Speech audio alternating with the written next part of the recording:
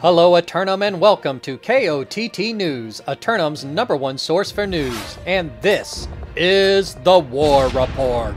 No change in the dynamic of Eternum last night, as all three great houses hold the line in their respective regions. KOTT News crews were on the scene all night, starting in Brightwood, as the Zealots of Outcast went out. Congratulations on your victory here in Brightwood, once again maintaining ownership of the Deep Forest, keeping the Marauders at bay. How did you feel it went down out there?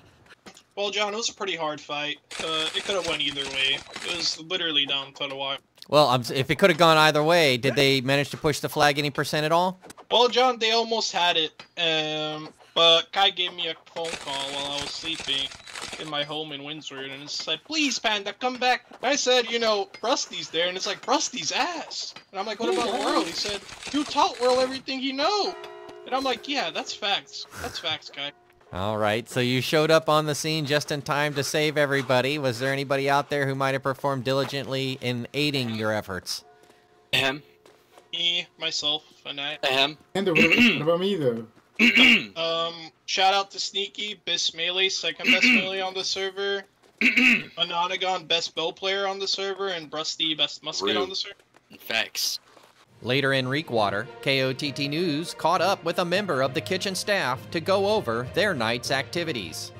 Congratulations on your victory both here in Reekwater and in Cutlass Keys, managing to maintain both territories simultaneously. How do you manage to work that out tonight?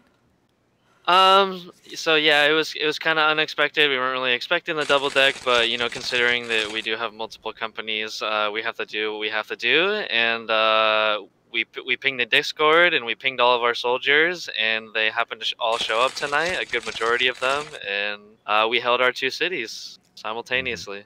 Yes, an excellent job at doing so, I must say. Have you had the opportunity to go over VOD yet, or do you still need to get back to the tape room and take a look at how it went down for them?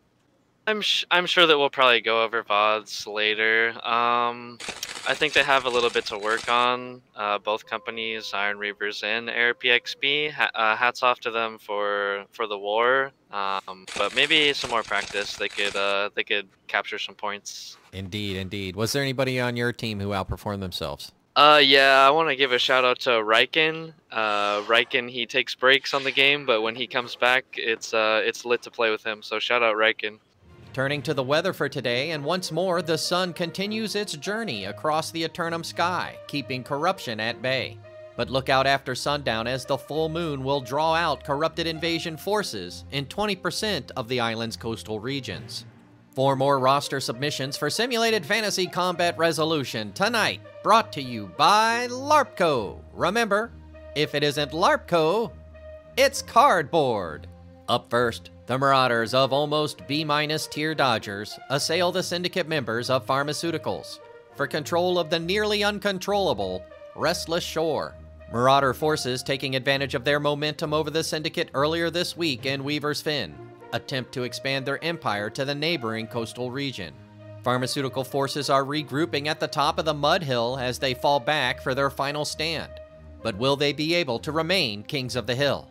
Then, the Covenant forces of Outcasts assault the Syndicate members of Soju Gang for control of the island's spice and hyssop production facilities of First Light.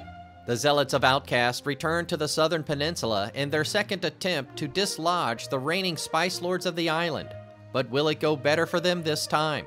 Spring planting is in full swing for the members of Soju Gang, but they've taken some time out of their evening to defend their bastion from the Holy Crusaders. Later, the Marauders of Revert Melee Nerfs challenge the champs of Strawberry for their championship title and the right to rule over Everfall. In the green corner, hailing from parts unknown, come a scrappy crew of loosely organized Marauders who are demanding the prevention of upcoming rule adjustments for Simulated Fantasy Combat. In the purple corner, the current reigning heavyweight champions of Strawberry, who with a win tonight, will move into sole possession of second place on the all-time Never Fall list with 11. Meanwhile, the Syndicate members of JDB's Kitchen attack the Marauders of almost B- tier Dodgers for control of the arid desert region of Brimstone Sands. JDB's Kitchen taking the momentum of their double defense last night into the northern dunes of Brimstone. But will they be able to break through to the final chokes?